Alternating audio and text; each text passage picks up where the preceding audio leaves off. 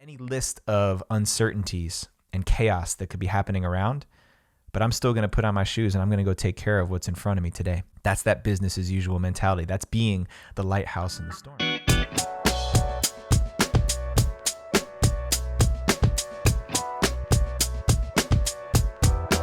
All right, guys, this one is about relationships. Those elusive, frustrating, confusing parts of our lives that most of us guys have no idea what to do with. I know that I feel like that frequently. So if you're in that boat, then welcome. You're in good company. It was shared with me once from Men's Legacy, going all the way back to Justin Sterling, that relationships are a domain in which men have no idea what we're doing. We just don't know. We're not built for it. We're not designed for it. Relationships are not clear cut. They're not logical. They're not black and white. There's a lot of emotions and other stuff tied to that space that, for the most part, men just don't do very well. Now, I think that's a pretty broad stroke. I don't know if I agree with all of that at this point in my life, but I have come to appreciate that most of us men don't know how to navigate relationships, especially with partners who come from a much more feminine context and orientation of the world. Now, if you guys have been listening for a while, you've heard me talk about masculine and feminine dynamics quite a bit, so I'm not going to go into that right here. But what I am going to offer is something that could be a lifeline, a mantra, a motto, a context for you to carry into your relationship that will serve you. So let's just double back for a minute. Now, I'll start off by saying that I'm in a heterosexual relationship with my wife, who's a woman, who identifies as a woman, who's very much in her feminine. And so I'm speaking from that experience, although I do believe that this applies to anyone who, in my position, is more oriented around the masculine and has a partner who's oriented in their feminine. So regardless of what that dynamic is, gender assignments, etc., there's something you can relate to in this. I view my role as the masculine anchor in my relationship as the anchor, the foundation, the lighthouse in the storm, the unshakable force, the pillar of certainty and safety for when things don't look so good.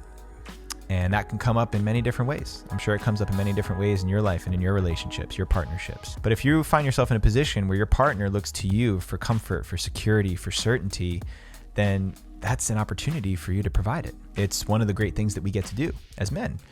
And what I've found from talking to a lot of guys and having gone through this myself is most of us don't know how to do that.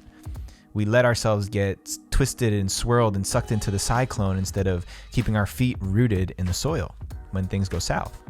So what this could look like is all of a sudden your partner has an unexpected family health event. And let's say it's their mom. Their mom's health is going south real quick. And on top of what's already going on, like paying the mortgage and trying to figure out what school you're going to send your kid to, or whatever litany of problems there is, this one just throws everything out of control. So your partner starts to spiral. And depending on how he or she copes, it becomes something that gets thrown back at you. A lot of times when people feel unsafe, they start to project that fear onto other people. Blaming, shaming, name calling, violence, a lot of different ways it can express itself that in our position, we're like, wow, what did I do to deserve that? When really, if you can just look at that as, this is somebody that I love who's experiencing a lot of pain, a lot of fear right now.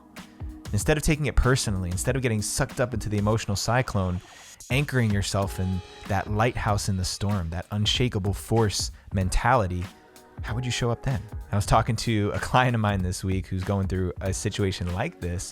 And I said, it's that mentality of business as usual, right? There could be any kind of chaos going on in the world. COVID-19, people breaking into the Capitol building and throwing stuff around, any list of uncertainties and chaos that could be happening around.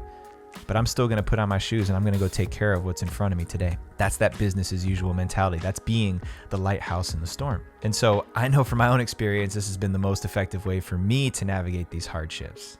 Now, it's not always easy because just being that way doesn't always result in the my hero response from my wife, who just, she'll be in her fear as long as she wants to.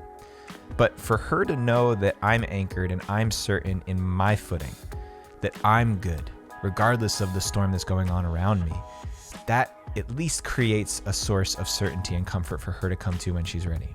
Now I know that she's going to do her thing. She's going to be in her fear process. She's going to work with it however she needs to feel good, to feel right in her body, in her mind. But she knows that I'm there. She knows that I'm there to lean on. Now this is tricky when I don't actually feel solid, okay? If I'm susceptible to the same fear that's spiraling my partner out and I let her see that or let her experience my fear, it's just going to exacerbate it, right? It's just going to make the situation worse.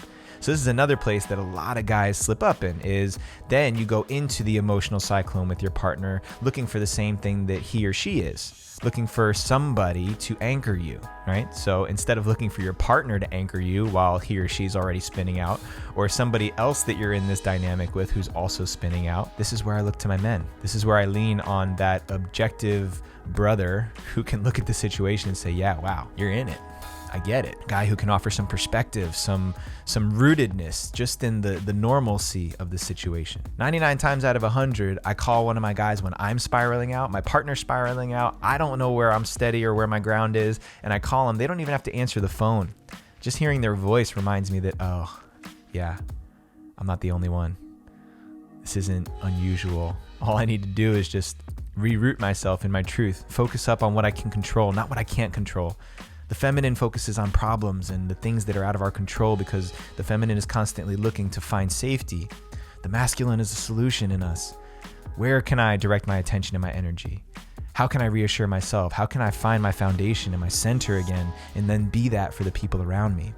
So relationships, they're confusing, they're frustrating. And partners will find a lot of creative ways to draw us into their fear place because having company in fear makes them think that they're going to be more safe just by knowing that we're aware of it. But that's not the only move.